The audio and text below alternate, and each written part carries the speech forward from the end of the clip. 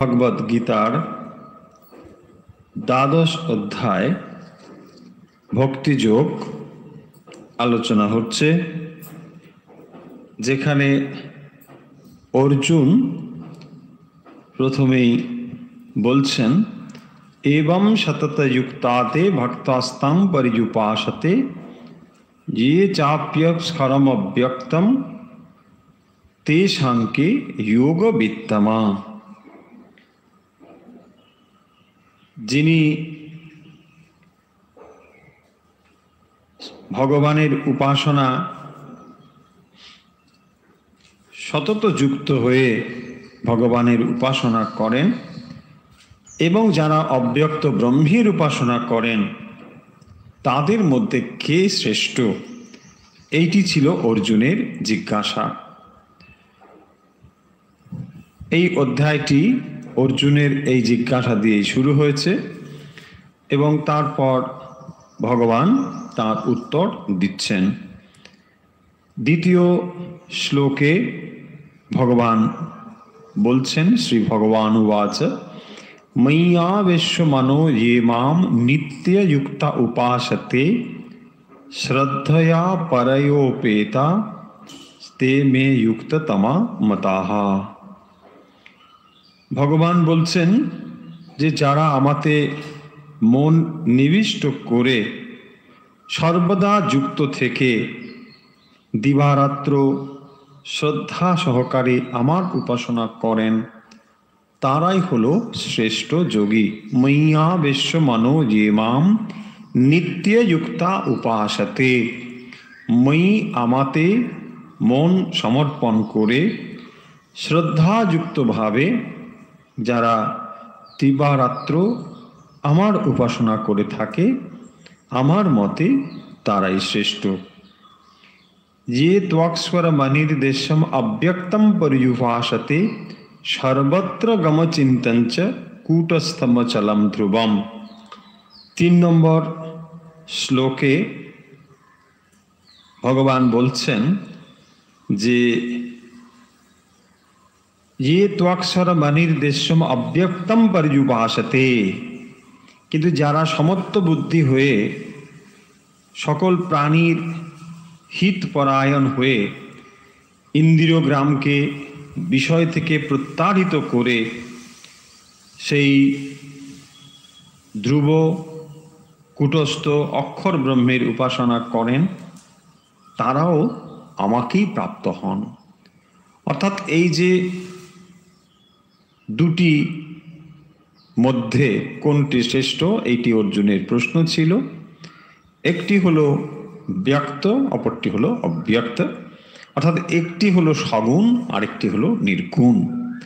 এই যে সগুণ এবং নির্গুণ, এই দুটির উপাসনার ভেতরে অর্জুন কোনটি শ্রেষ্ঠ সেটি জানতে চেয়েছেন।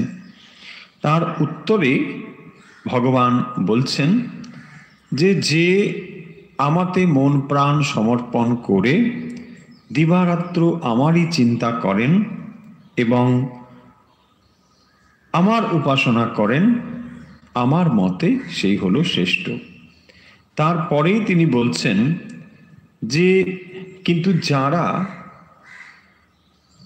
অক্ষরম অনির্দেশ্যম অব্যক্তম পর্যুপাসতে, অর্থাৎ যারা অব্যক্তকে উপাসনা করেন সংনিয়মেন্দ্র ইন্দ্রিয় গ্রামং সংনিয়ম্য, অর্থাৎ সমস্ত ইন্দ্রিয়কে সংযত করে সমবুদ্ধিতে সর্বত্র সমবুদ্ধয়, তার মানে কেবল অব্যক্তের উপাসনা তারা করছেন, মানে তিনি ইন্দ্রিয় গ্রামকে সম্পূর্ণভাবে নিয়ন্ত্রিত করেছেন এবং সমস্ত প্রাণীতে ভগবানকে দর্শন করে সর্বত্র সমবুদ্ধয় একই বুদ্ধিতে তিনি কি করেন, কূটস্থমচলম ধ্রুবম।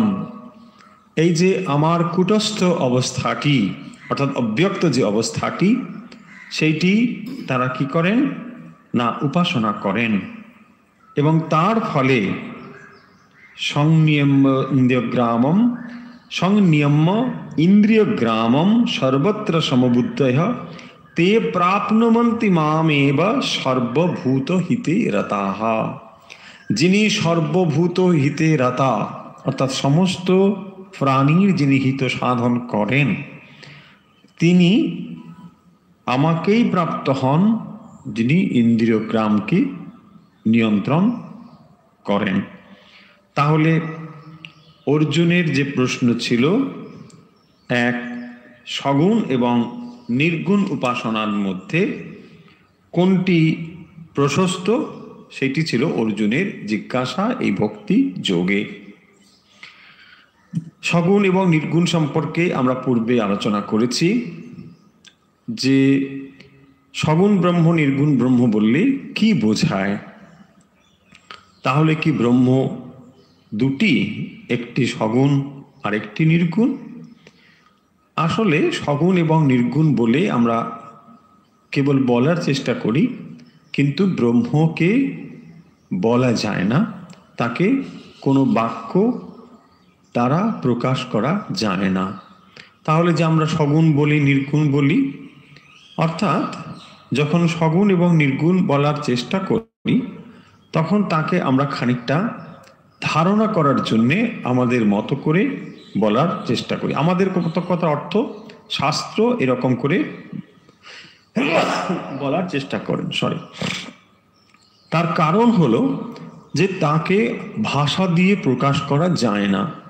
যখন আমরা অব্যক্ত অবস্থাকে বলি তখন তাকে বোঝানোর জন্যে কোনো ভাষাই সেখানে চলে না। অর্থাৎ যখন সেটি ব্যক্ত বা প্রকাশিত হয় কেবল তখনই তাকে আমরা প্রকাশ করতে পারি। সেই কারণের জন্যে যে যখন ব্রহ্ম, তাকে যখন গুণযুক্ত রূপে আমরা দেখছি তখন তাকে আমরা সগুণ ব্রহ্ম বলছি, এবং এই সগুণ ব্রহ্মকেই বলা হয় ঈশ্বর।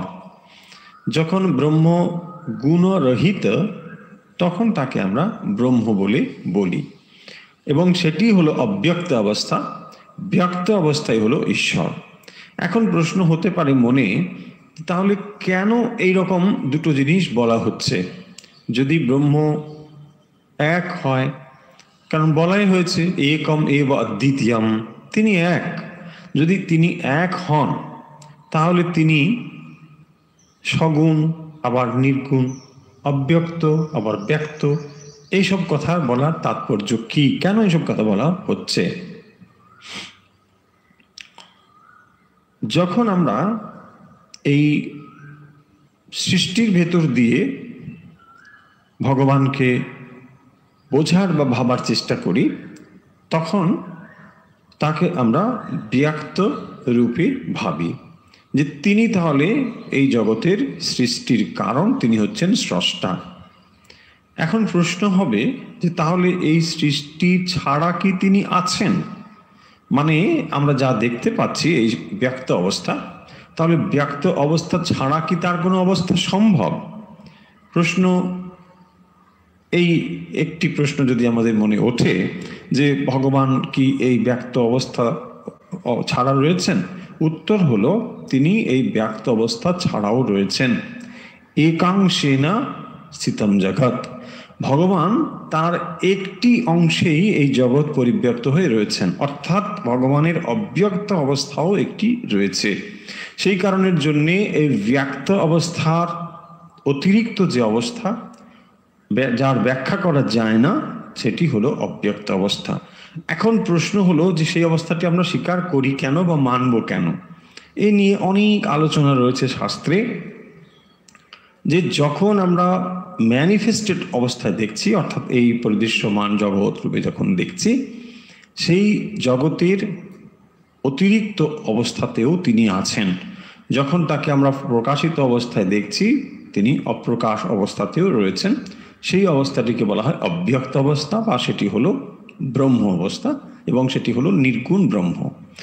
এরপরে যখন সগুণ রূপে তাকে আমরা দেখছি তখন তিনি হলেন ঈশ্বর, যাকে আমরা স্রষ্টা, নিয়ন্তা, পালনকর্তা, বিধাতা ইত্যাদি নানা রকম নামে আমরা ভূষিত করছি, মানে আমরা তাকে ভাবার চেষ্টা করছি। এইখানেই অর্জুনের প্রশ্ন হয়েছিল যে নির্গুণ যে ব্রহ্ম, যিনি নির্গুণ মানে নির্গুণ নিরাকার, এবং যখন তাকে আমরা সগুণ সাকার বলে ভাবছি, সগুণ সাকার মানেই তিনি হচ্ছেন ঈশ্বর। তাহলে এই দুটোর মধ্যে আমরা কোন উপাসনাটিকে শ্রেষ্ঠ বলে বলবো, এইটি ছিল অর্জুনের জিজ্ঞাসা। তার উত্তরে ভগবান বলছেন যে যিনি মন প্রাণ সমর্পণ করে আমাতেই মন নিবিষ্ট করে দিবারাত্র আমারই উপাসনা করে থাকে, সেই আমার মতে শ্রেষ্ঠ। তারপরে বলছেন যে যিনি নির্গুণ উপাসনা করেন এবং সকলের হিত সাধন করেন, সর্বত্র সমবুদ্ধয়া, সমস্ত কিছুতে যিনি সমবুদ্ধি সম্পন্ন, তিনি কি করেন, মামেব সর্বভূত হিতে রতাহা, তিনি এই অব্যক্তের উপাসনা করেন এবং তিনি হলেন আমাকেই প্রাপ্ত হন। এইটি হলো তার উত্তর। তাহলে আমরা ভগবানের উত্তর কি দেখলাম? এক, তিনি বলছেন যিনি নিত্যযুক্ত হয়ে উপাসনা করেন, সেটি অব্যক্ত হতে পারে বা ব্যক্ত হতে পারে। তার মানে যিনি নির্গুণ উপাসনা করেন তিনিও যেখানে পৌঁছবেন, যিনি সগুণ উপাসনা করেন তিনিও সেখানে পৌঁছবেন। তাহলে এই হলো উত্তর, যে যিনি সগুণ উপাসনা করছেন, অর্থাৎ যিনি ঈশ্বরের উপাসনা করছেন, মানে with form and with attribute, যিনি ঈশ্বরের উপাসনা করছেন তিনি যেখানে পৌঁছবেন বা তিনি যা লাভ করবেন, এবং যিনি নির্গুণ নিরাকারের উপাসনা করছেন বা অব্যক্তির উপাসনা করছেন তিনিও সেই একই অবস্থা লাভ করবেন বা প্রাপ্ত হবেন। শর্ত হলো কি না, নিত্যযুক্তা। এই শব্দগুলো গুরুত্বপূর্ণ, উভয় ক্ষেত্রেই এটি হলো গুরুত্বপূর্ণ বিষয়। নিত্যযুক্তা এবং মই আবেশ্য মনো, তারপরে বলছেন সর্বত্র সমবুদ্ধয়া এবং সর্বভূত হিতে রতাহা। এই চারটি পয়েন্ট হলো এখানে। একটি নিত্যযুক্তা, দুই মই আবেশ্য, তিন সর্বত্র সমবুদ্ধয়া, চার সর্বভূত হিতে রতাহা। এই চারটি হলো 2, 3, 4 নম্বর যে শ্লোকগুলো বা ভগবানের যে উত্তর, তার এইগুলো হলো মেন পয়েন্ট। যে যিনি নিত্যযুক্ত হয়ে ঈশ্বরের উপাসনা করেন, সেটি সগুণ অথবা নির্গুণ যাই হোক না কেন, যদি সগুণ ব্রহ্ম হয় তাকে আমরা ঈশ্বর বলি, নির্গুণ হলে ব্রহ্ম বলি। এখন যিনি উপাসনা করবেন তাকে নিত্যযুক্ত হতে হবে, তাকে আমাতে মন প্রাণ সমর্পিত হতে হবে, এবং তাতে সর্বত্র সমবুদ্ধও হতে হবে। সর্বত্র সমবুদ্ধ শব্দের অর্থ কি না, যত কিছু রয়েছে অর্থাৎ উদ্ভূত সমস্ত প্রাণী, তাদের ভেতরে সমবুদ্ধি থাকতে হবে, এবং সর্বভূত হিতে রতাহা, সমস্ত কিছুর হিত সাধনের জন্য তিনি যুক্ত থাকবেন। তাহলেই এটি হবে এবং তিনি আমাকে প্রাপ্ত হবেন। আশা করি আমরা 2, 3, 4 আগেও আলোচনা করা হয়েছে, এটি আমরা পরিষ্কার বুঝলাম। এখন আমরা 5 নম্বর শ্লোকের দিকে যাব।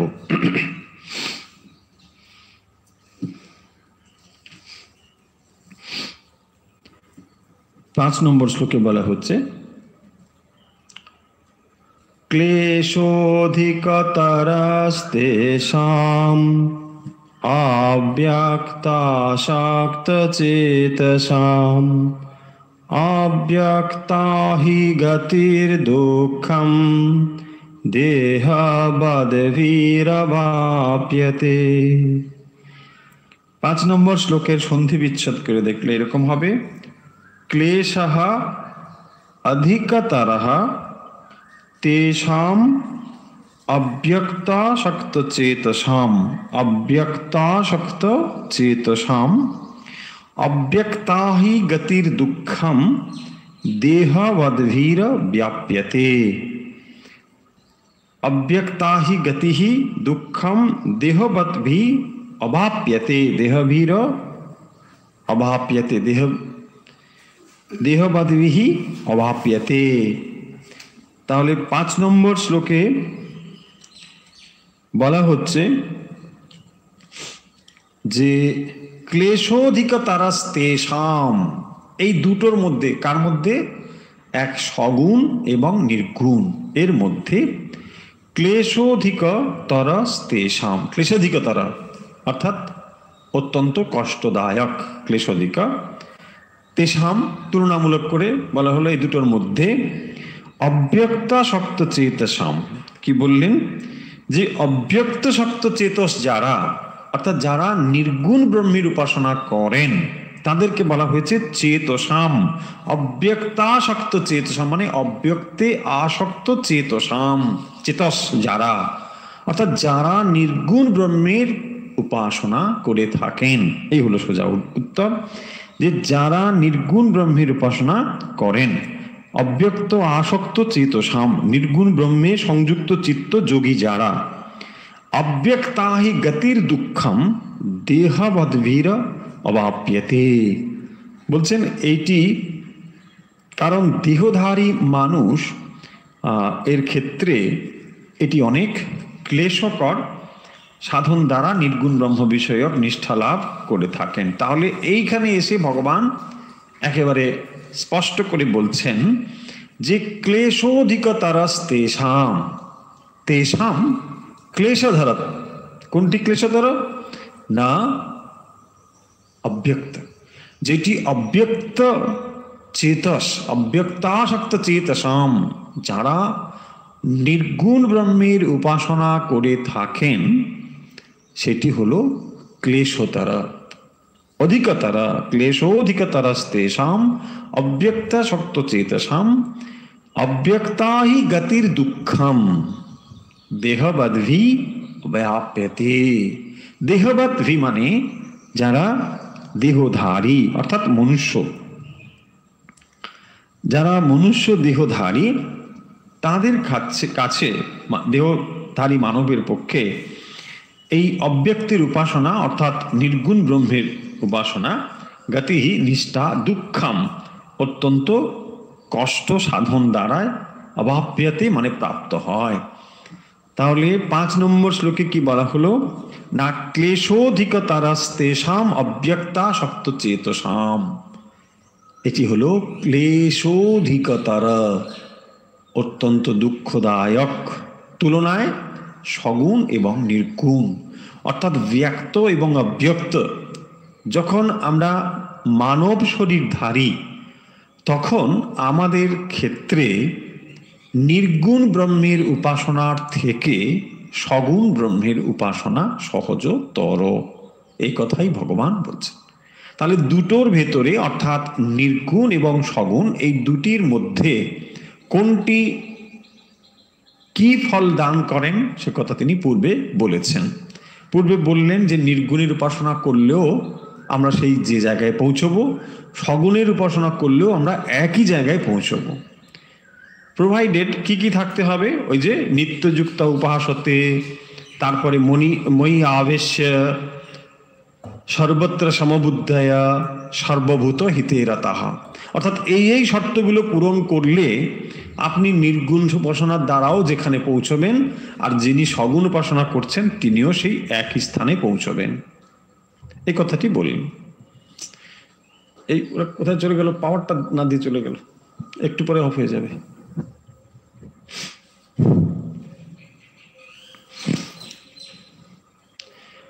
অব্যক্তা হি গতির দুঃখম দেহবদ্ভীর বাপ্যতে।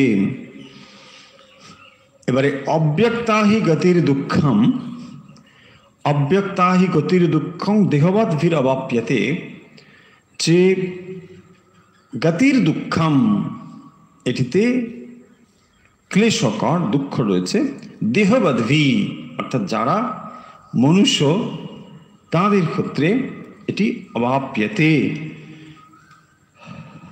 বলছেন যে কারণ দেহধারী মানুষের ক্ষেত্রে এটি অনেক ক্লেশকর নির্গুণ ব্রহ্ম বিষয়ক নিষ্ঠাবান লাভ করে থাকেন। যে নির্গুণ ব্রহ্ম বিষয়ক নিষ্ঠা লাভ করার ক্ষেত্রে এটি অত্যন্ত কষ্টসাধ্য বা কঠিন সাধনের দ্বারা করতে হয়। তাহলে 5 নম্বর শ্লোকের অর্থ আমরা বুঝলাম যে যেখানে বলা হচ্ছে নির্গুণ ব্রহ্ম এবং সগুণ ব্রহ্মের তুলনায় নির্গুণ ব্রহ্মের উপাসনা অনেক কষ্ট সাধ্য বা দুঃখ সাধ্য। ক্লেশোধিকতরস্তেষাম, এটি অনেক ক্লেশকর। কারণ না মনুষ্য দেহধারী পক্ষে ব্যক্ত ঈশ্বরের উপাসনা অনেক সহজ।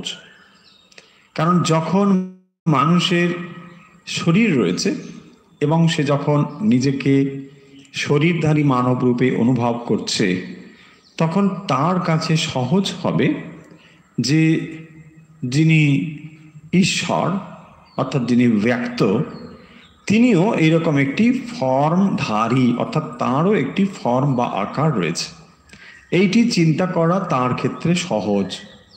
কারণ ভগবানের কোনো আকার নেই, ভগবানের কোনো গুণ নেই, এইটি মানুষের পক্ষে চিন্তা করা খুব কঠিন। সেই কথাটি এই 5 নম্বর শ্লোকে বলছেন যে নির্গুণ ব্রহ্মে অনুরক্ত চিত্ত যোগীদের সিদ্ধি লাভ খুবই কষ্টসাধ্য ব্যাপার, তাদের ক্ষেত্রে এটি অনেক কষ্টসাধ্য। এই ক্লেশোধিকতরস্তেষাম শব্দের দ্বারা সেটি বলছেন। এখন ক্লেশ কি, ক্লেশ কাকে বলে? ক্লেশ শব্দের অর্থ হলো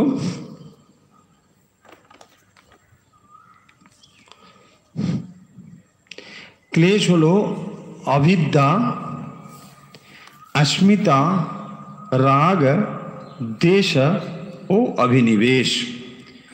আমরা বোর্ডে শব্দগুলো লিখেছি, আপনারা লক্ষ্য করলে লক্ষ্য করতে পারবেন যে কেন এটিকে ক্লেশতর বলা হয়েছে। অর্থাৎ নির্গুণ ব্রহ্মের উপাসনা করতে গেলে একজন মানবধারী, মানব দেহধারী পক্ষে এটি কেন কষ্টসাধ্য সেই কথাটি বলেছেন।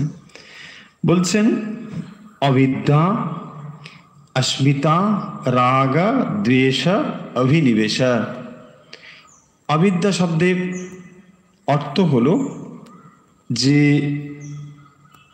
অজ্ঞান,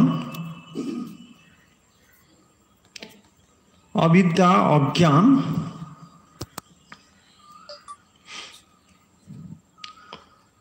অবিদ্যা যে অজ্ঞান,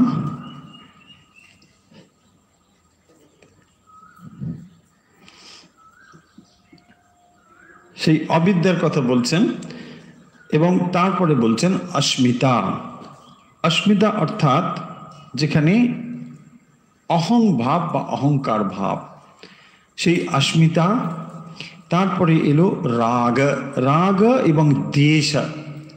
রাগ এবং দেশ হলো যে পূর্বে কোনো সুখানুভূতি আবার যদি সেই সুখানুভূতির স্মৃতিকে আমাদের মনের তৃষ্ণার ভাব জাগরিত করে, তাকেই বলা হয়েছে রাগ। সেটি হলো রাগ। আমি আবার বলি, যখন কোনো পূর্ব অনুভূত সুখানুভূতি আবার সেটিকে প্রাপ্তির আকাঙ্ক্ষা অন্তরে জাগরিত করে, তাকেই বলা হয়েছে তৃষ্ণা, এবং সেটি হলো রাগ। আর দেশও হলো ঠিক তার বিপরীত। যখন দুঃখ অনুভূতি, দুঃখানুভূতি যখন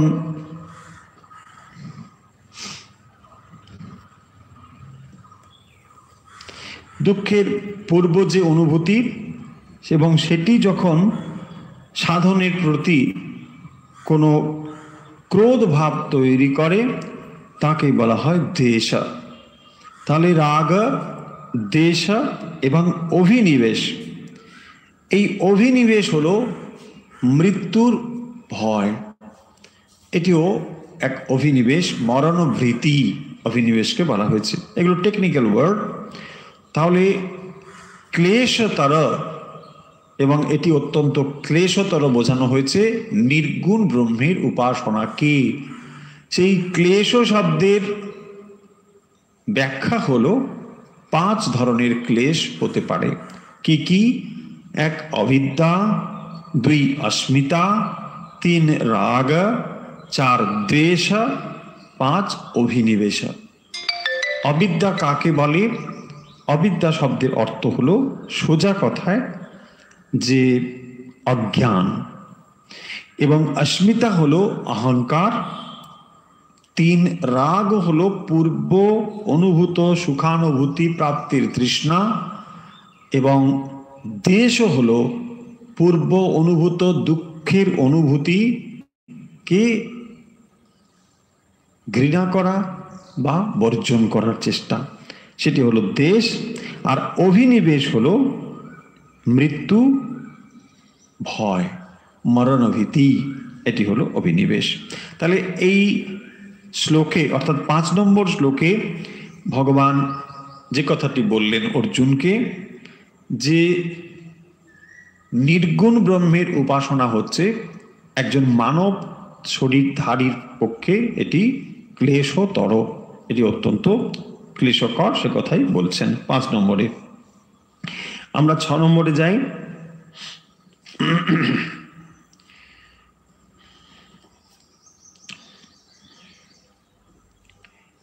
ये तु सर्वाणि कर्माणि मयि संन्यास्य मत्पराः अनन्येनैव योगेन मां ध्यायन्त उपासते।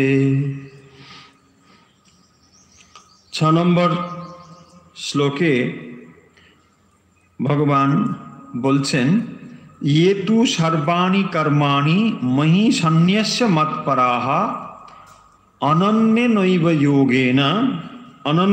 एव योगेन मां ध्यायन्त उपासते। 6 নম্বর শ্লোকে ভগবান বলছেন, ये तु सर्वाणि कर्माणि मयि सन्न्यस्य मत्पराः अनन्येन एव योगेन मां ध्यायन्त उपासते। কিন্তু যারা সমস্ত কর্ম আমাতে সমর্পণ করেন এবং একমাত্র আমাতেই চিত্ত সমাহিত করে ধ্যান পরায়ণ হয়ে আমার উপাসনা করেন, হে পার্থ, আমাতেই অর্পিত চিত্ত যেসব ব্যক্তিগণকে আমি এই মৃত্যুযুক্ত থেকে পরিত্রাণ করে থাকি। ওই যে তেষামহং সমুদ্রতা, দুটোকে একসঙ্গে ধরা হয়েছে, মৃত্যু সংসার সাগরাত। তাহলে 7 নম্বর শ্লোক এবং 6 নম্বর শ্লোক আমরা একসঙ্গে অর্থ করব। তেষামহং সমুদ্রতা মৃত্যু সংসার সাগরাত ভবামি না চিরাত পার্থ ময়্যাবেশিত চেতসাম। 7 নম্বর শ্লোকের সন্ধি বিচ্ছেদ করলে, তেষাম অহম সমুদ্ধর্তা মৃত্যু সংসার সাগরাত ভবামি ন চিরাত পার্থ ময়ি আবেশিত চেতসাম। ময়ি আবেশিত চেতসাম, আমাতে যিনি মন প্রাণ সমর্পণ করেছেন। পূর্বে একটি শব্দ আমরা পড়েছি, সেখানে বলা হয়েছে অব্যক্তাসক্ত চেতসাম। 5 নম্বর শ্লোকের প্রথম অংশের এই শব্দটি রয়েছে অব্যক্তাসক্ত চেতসাম, আর এই 7 নম্বরে পড়লাম ময়ি আবেশিত চেতসাম, ময়্যাবেশিত চেতসাম। এই হলো ব্যক্ত এবং অব্যক্তের বর্ণনা। প্রথমটিতে হয়েছে অব্যক্তাসক্ত চেতসাম, যিনি অব্যক্তাসক্ত চেতসাম মানে নির্গুণ ব্রহ্মের উপাসক, এবং ময়্যাবেশিত চেতসাং মানে যিনি সগুণ ব্রহ্মের উপাসক। তাহলে আমরা 6 এবং 7 নম্বর শ্লোকের অর্থ দেখার চেষ্টা করি। ये तु মানে কিন্তু, ये तु सर्वाणि कर्माणि সমস্ত কর্ম ময়ি সংন্যস্য মৎপরাঃ, যিনি সমস্ত কর্ম আমাতে সমর্পণ করে, সংন্যস্য অনন্য নৈব যোগেন, অনন্য নৈব যোগেন অর্থাৎ অনন্য এব যোগেন মাম ধ্যায়ন্ত উপাসতে, যিনি আমার উপাসনা করেন, তেষামহম সমুদ্ধর্তা, আমি তাকে কি করি না সমুদ্ধর্তা, আমি তাকে উদ্ধার করি। কোত্থেকে উদ্ধার করি? মৃত্যু সংসার সাগরাত, মৃত্যু সংসার সাগর থেকে আমি তাকে উদ্ধার করি। ভবামি ন চিরাত পার্থ ময়্যা বেশিত চেতসাম, ভগবান বলছেন যে ভবামি ন চিরাত পার্থ ময়্যা বেশিত চেতসাম, যিনি আমাতে মন প্রাণ সমর্পণ করেছেন, আমি তাকে কি করি না মৃত্যুযুক্ত এই অনিত্য সংসার সাগর থেকে অচিরেই উদ্ধার করে থাকি। তাহলে দেখুন, প্রথমেই ভগবান 5 নম্বর শ্লোকে কি বলছেন, যে নির্গুণ ব্রহ্মের উপাসনার থেকে সগুণ ব্রহ্মের উপাসনা হলো সহজ। কারণ তিনি দেখিয়েছেন যে এটি ক্লেশতর। কোনটি ক্লেশতর? না নির্গুণ ব্রহ্মের উপাসনা করা ক্লেশতর, অনেক কষ্টসাধ্য। কেন? অনেক রকম ক্লেশ কেন সেখানে রয়েছে না, এই বাধাগুলোর কথা সেখানে রয়েছে। ক্লেশ মানে বাধাই। সে বাধাগুলো কি কি আমরা সেগুলো একটু আগেই বললাম, যে অবিদ্যা, অস্মিতা, রাগ, দ্বেষ, অভিনিবেশ। কি করে সেটি হতে পারে? এক অবিদ্যা, প্রথম অজ্ঞান। কি অজ্ঞান? না অব্যক্ত সম্পর্কে কোনো ধারণাই আমাদের হবে না, নির্গুণ সম্পর্কে কোনো ধারণাই আমাদের হবে না।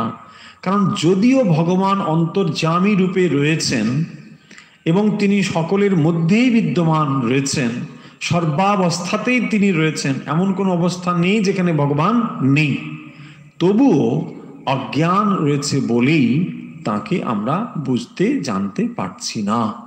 সেই কারণের জন্যে যে ব্যক্ত অবস্থায় যখন তাকে আমরা দেখছি, তখন তাকে কি করতে পারি? তাকে আমরা দেখতে পারি, তাকে আমরা অনুভব করতে পারি।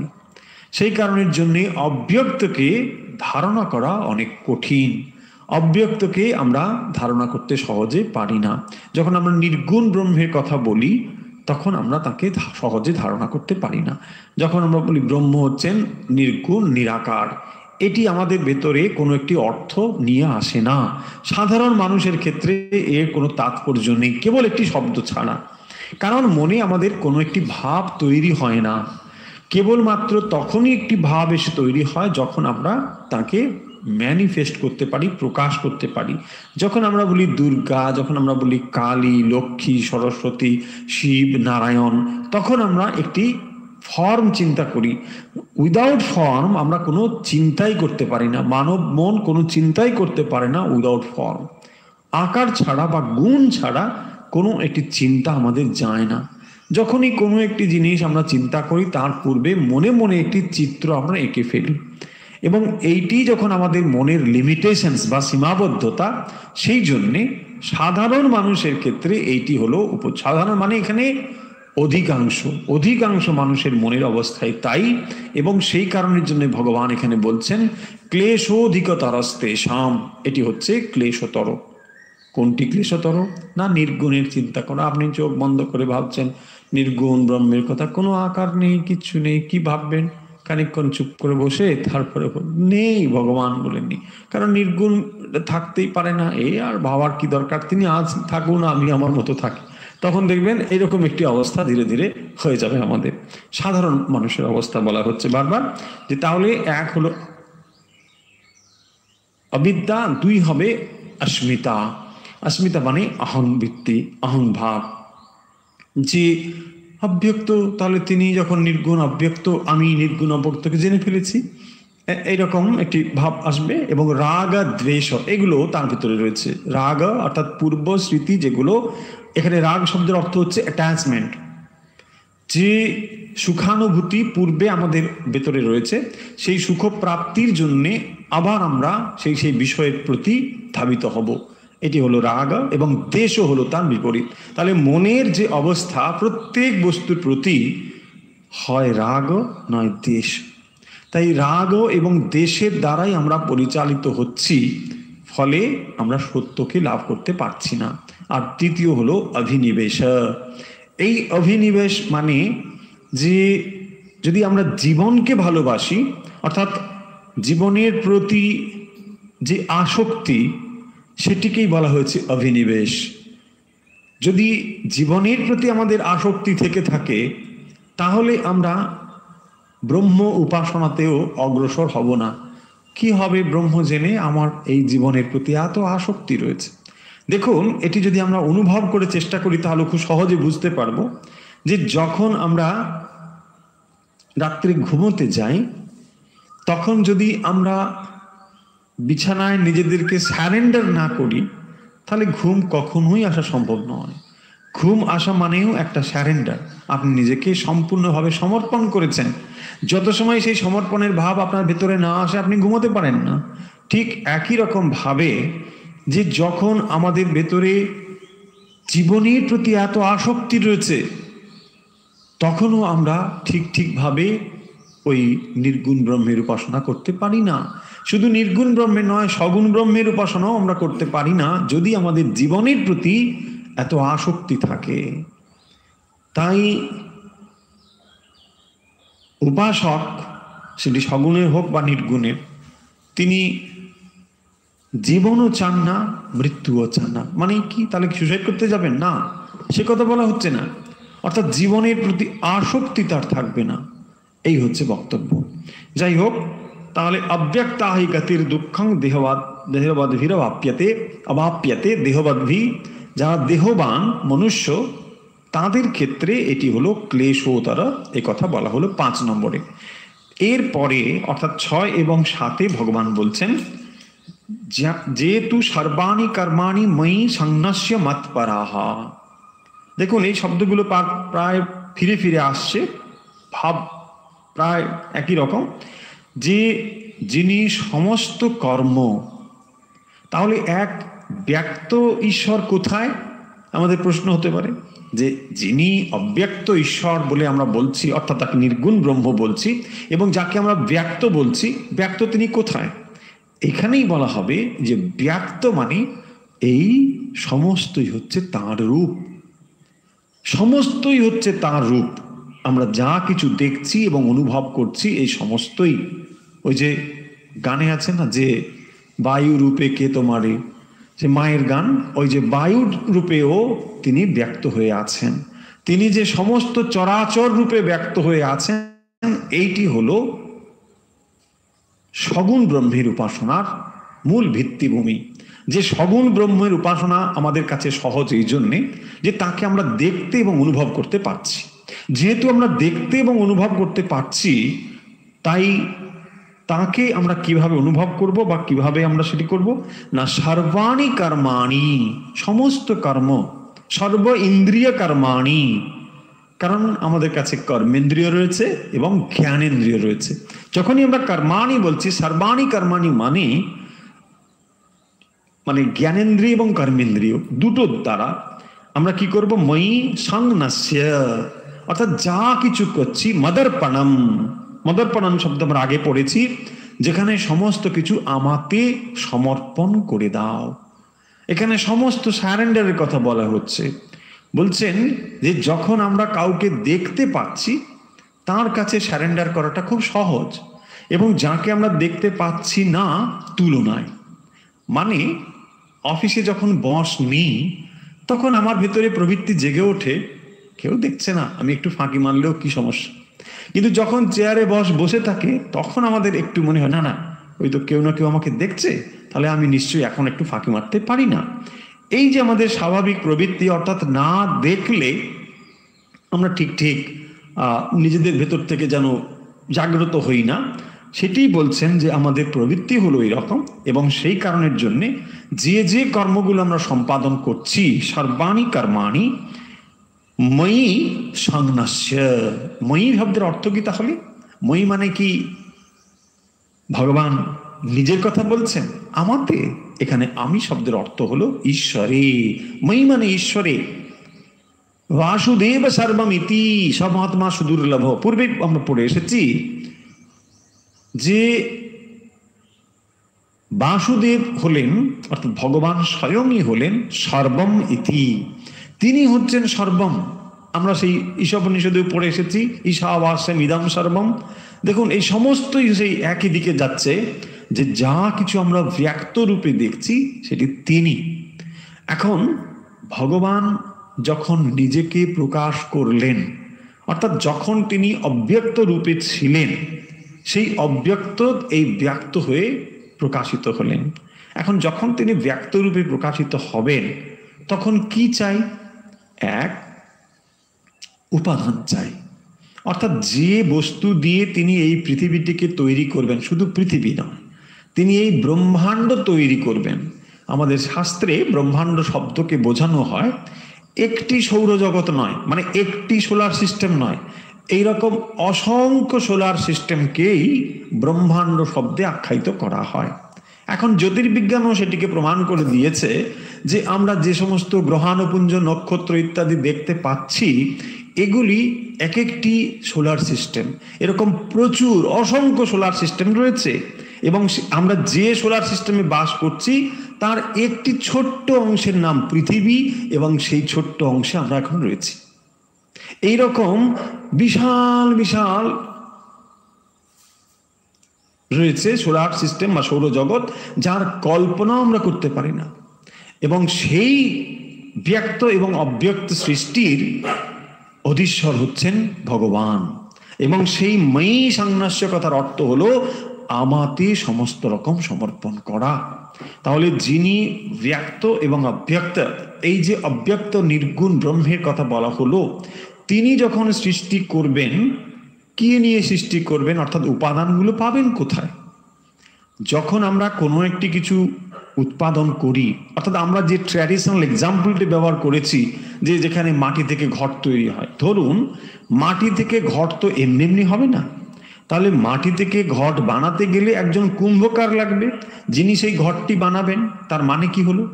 একটিকে বলা হয় টেকনিক্যালি উপাদান কারণ, আর একটিকে বলা হয় নিমিত্ত কারণ। নিমিত্ত মানে এখানে এফিসিয়েন্ট কজ। এফিসিয়েন্ট কজ মানে যিনি বুদ্ধি দিয়ে সেটাকে বানাবেন। তাহলে এমনি এমনি হবে না, একটি হচ্ছে উপাদান কারণ, আর একটিকে বলা হয় নিমিত্ত কারণ। এখন এই দুটো জিনিস ছাড়া কোনো উপাদান উৎপন্ন হওয়া সম্ভব নয়। কোনো একটি ক্রিয়েশনের জন্য এই দুটো জিনিস একেবারে অবশ্যই অবশ্যই দরকার। প্রশ্ন নম্বর 1, যে তাহলে নির্গুণ ব্রহ্মের কথা যে আমরা বলছি, এবং তিনি যে এই বিশ্ব ব্রহ্মাণ্ড সৃষ্টি করেছেন, উপাদান পেলেন কোথায়? উপাদান পেলেন কোথায়? তিনি নিশ্চয়ই কোথাও থেকে নিয়ে এসেছেন, অন্য স্টেট থেকে, বা অন্য তার আরেকটি কোথাও আছে, বৈকুণ্ঠ বলা হয়, তাহলে কি সেখান থেকে তিনি নিয়ে এলেন? এইটি যদি আমরা স্বীকার করি, তাহলে ওই বৈকুণ্ঠ তিনি কোত্থেকে বানালেন? তাহলে আবার একটি স্বীকার করতে হয়। এইটিকে বলা হয় অনবস্থা দোষ। সেই কারণের জন্য শাস্ত্র বলবেন যে ভগবান নিজেই তার নিমিত্ত কারণ, নিজেই তার উপাদান কারণ।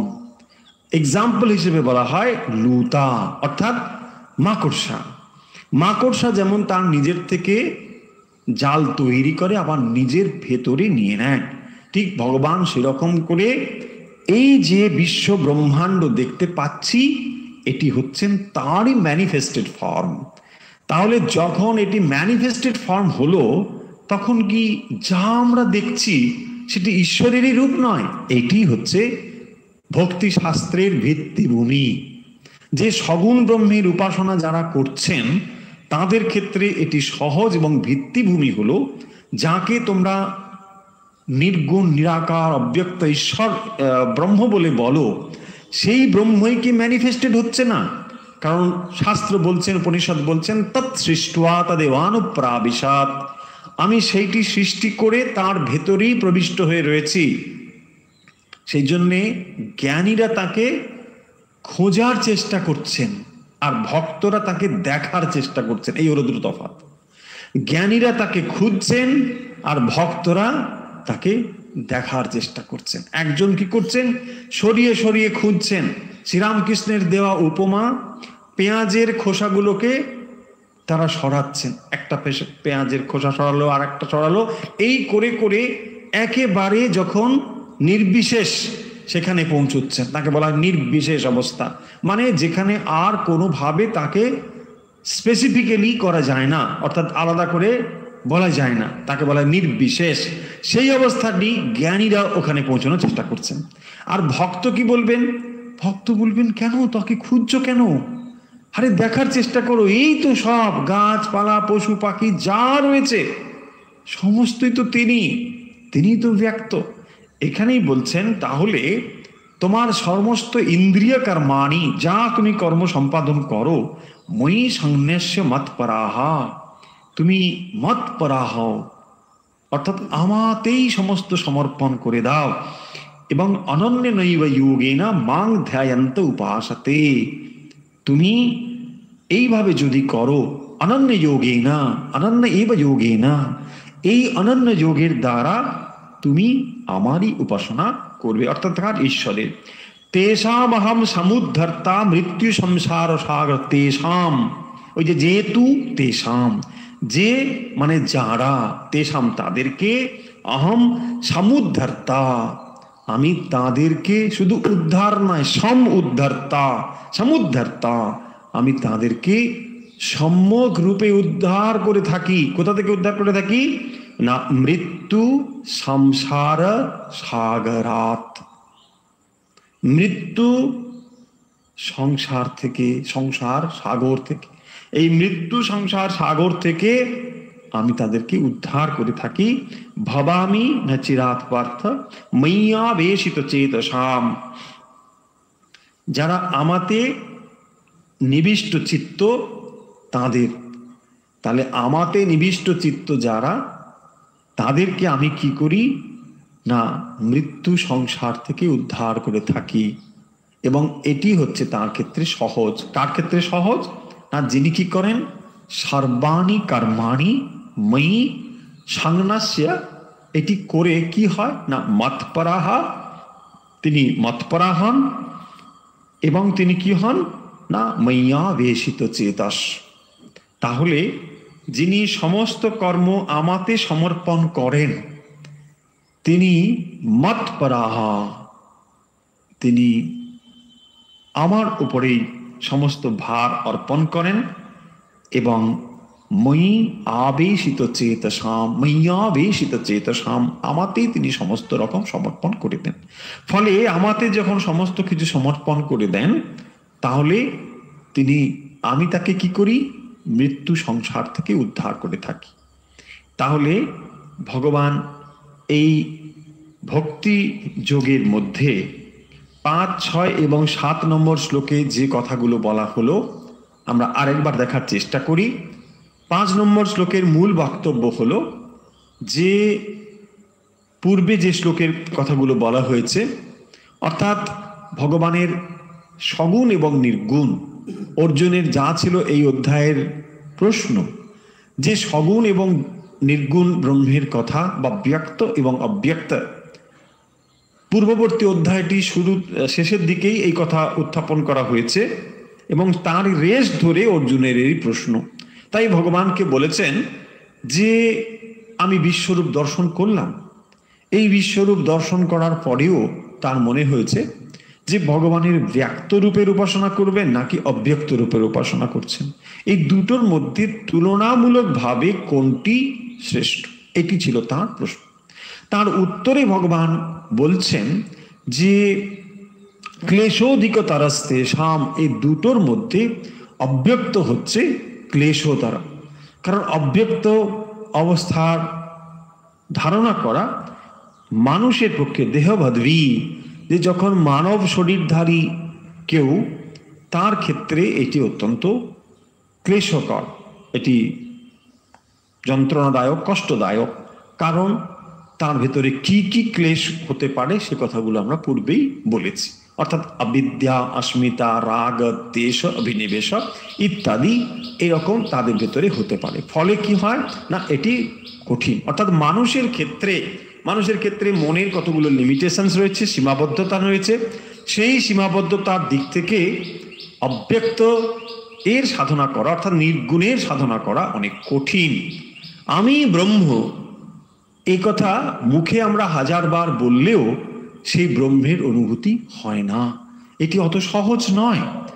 এবং সেই কারণের জন্যেই যত সময় পর্যন্ত আমাদের ভেতরে শরীর বোধ রয়েছে, আমরা শরীর ছাড়া অন্য আর কিছু বুঝতেই পারছি না, যে সেই শরীরটাকেই আমি।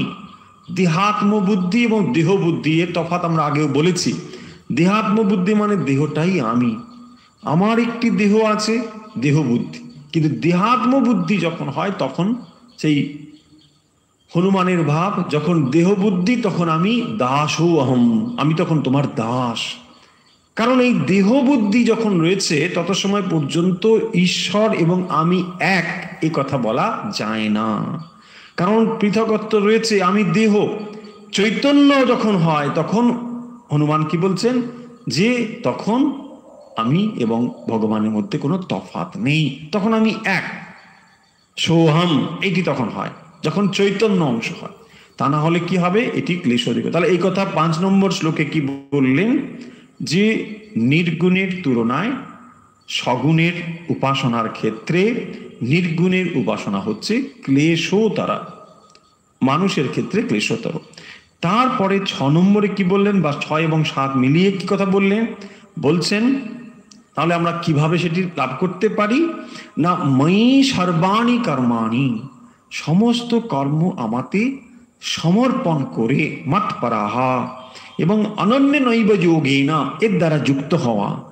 এর দ্বারা কি হয়, মাং ধ্যায়ান্ত উপাসতে, যারা এইভাবে করেন, অর্থাৎ যারা সমস্ত কিছু আমাতে সমর্পণ করে, আমাতে সমাহিত চিত্ত হয়ে ধ্যান পরায়ণ হয়ে আমার উপাসনা করেন, আমি কি করি, তেষাম অহম সমুদ্ধতা, আমি তাদেরকে সমস্ত উদ্ধার করে থাকি প্রত্যেকে, না মৃত্যু সংসার ও সাগরাত, এই মৃত্যু সংসার রূপ যে চক্রটি চলছে, সেই চক্র থেকে আমি তাদেরকে উদ্ধার করে দিই।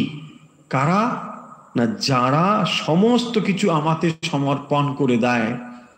ভগবানে যখন সমস্ত কিছু সমর্পণ করে দেয়, ময়ি সর্বাণি কর্মাণি, তাহলে কি হবে না, যা কিছু ইন্দ্রিয়ের কর্মাদি সম্পন্ন হচ্ছে, অর্থাৎ ভালো মন্দ সমস্ত কিছুই কর্মেন্দ্রিয় এবং জ্ঞানেন্দ্রিয় দ্বারা, এ সমস্তের কর্তা হচ্ছেন স্বয়ং ভগবান।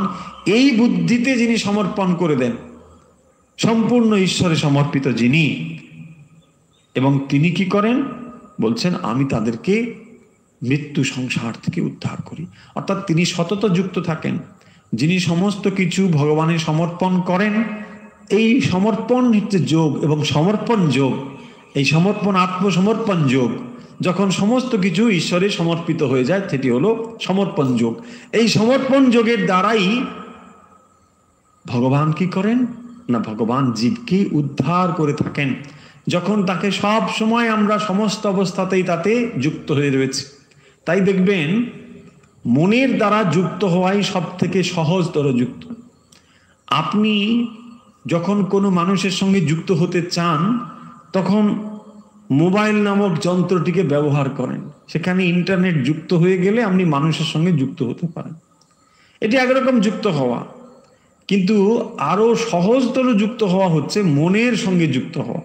আপনি পৃথিবীর যে কোনো প্রান্তের মানুষের সঙ্গে যে কোনো সময় কোনো কানেক্টিভিটি ফেল হওয়ার সম্ভাবনা নেই, যে কোনো অবস্থায় যুক্ত হতে পারেন মনের দ্বারা, এবং যিনি পরমেশ্বর তার সঙ্গে আপনি মনের দ্বারাই যুক্ত হতে পারেন। এবং সেই ইনবিল্ট ইন্টারনেট আপনার ভেতরেই রয়েছে, প্রত্যেকটি মুহূর্তের জন্য রয়েছে কানেক্টিভিটি, কোনো প্রয়োজন হচ্ছে না লিঙ্ক ডিলিঙ্ক, এসব কোনো সমস্যা নেই। খালি আপনি মনটিকে ওখানে ফেলে রাখতে হবে। এই কথাই বারবার ভগবান বলছেন, যে এখানে কোনো মডেমের দরকার নেই, এখানে কোনো আলাদা আপনার কানেকশন নিতে হবে না, ওয়াইফাই লাগবে না, কিচ্ছু লাগবে না, আপনি হাতে হয়তো কাজই করে যাচ্ছেন। সেই জন্য বলছেন সর্বাণি কর্মাণি, সমস্ত কর্ম। আর শ্রীরামপুর এক্সাম্পল দিচ্ছেন দাঁতের ব্যথা, বলছেন বসে আছে, দাঁতের যন্ত্রণা করে যাচ্ছে, আপনি কত কথাই বলছেন, কোনো কথা তার কানে যাচ্ছে না, কারণ দাঁতের ব্যথা, মন সেখানে রয়েছে। ঠিক সেরকম বলছেন যা কিছু করছো, সমস্ত কর্ম, সমস্ত, সেই জন্য বলছেন সর্বাণি কর্মাণি ময়ি সন্ন্যাস্য, আমাতে সমর্পণ করে দাও। তাহলে যখন আমরা তাকে দেখতে পাচ্ছি এবং তার ফলে আমরা ইন্দ্রিয় কর্মাদি সম্পন্ন করছি, সেইগুলোকে কেবল ঈশ্বরে সমর্পণ করে দাও। এবং তাহলে আমি কি করব না, আমি মৃত্যু সংসার থেকে উদ্ধার করব। মৃত্যুরূপ যে এই চক্রটি চলছে, জন্ম মৃত্যুর যে চাকাটি চলছে, তার থেকে আমি উদ্ধার করব। অর্থাৎ তোমার খেলা সমাপ্ত হয়ে যাবে। তুমি এই যে দুঃখ এবং যন্ত্রণার ভেতর দিয়ে যাচ্ছ, রাগ আর দেশের ভেতর দিয়ে যাচ্ছ, শত্রু মিত্রের ভেতর দিয়ে যাচ্ছ, দুঃখ কষ্ট যন্ত্রণার ভেতর দিয়ে যাচ্ছ, এগুলো সব চলে যাবে। বলছে কেন এগুলো কি করে চলে যাবে? আমরা এত দুঃখ যন্ত্রণা পাচ্ছি। এই দুঃখ যন্ত্রণাগুলোকে আমরা যদি, ভক্তের দৃষ্টিভঙ্গি হচ্ছে ময়ি সর্বাণি কর্মাণি সংন্যস্য, যে শোক দুঃখগুলো আমরা পাচ্ছি সেও সমর্পণ বুদ্ধি, সমস্তই সমর্পণ করে দাও। এবং যখন সমস্ত আমরা সমর্পণ করে দিই, তখন আমাদের আর কোনো অধিকার নেই ওর জন্য আনন্দ করার অথবা দুঃখ করার।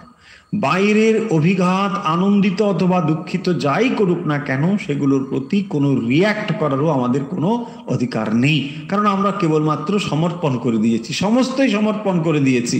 তার ক্রেডিটও নেব না, ডিসক্রেডিটও নেব না, সবটাই সমর্পণ করে দিয়েছি। এইটি হলো ভক্তির কথা, যে যা আমরা ঈশ্বরে সমর্পণ করে দিচ্ছি, তিনি কি করেন তখন? মৃত্যু সংসার থেকে উদ্ধার করেন। তাহলে আজকে আমরা এখানে কথা শেষ করব, অনেকটা এগিয়ে গিয়েছে। 5 নম্বর, 6 নম্বর এবং 7 নম্বর, তাহলে আমরা ভক্তি যোগের 5, 6 এবং 7 নম্বর শ্লোকের আলোচনা করলাম। আজকের ভগবদ গীতার আলোচনা এখানে শেষ করছি। ফিরে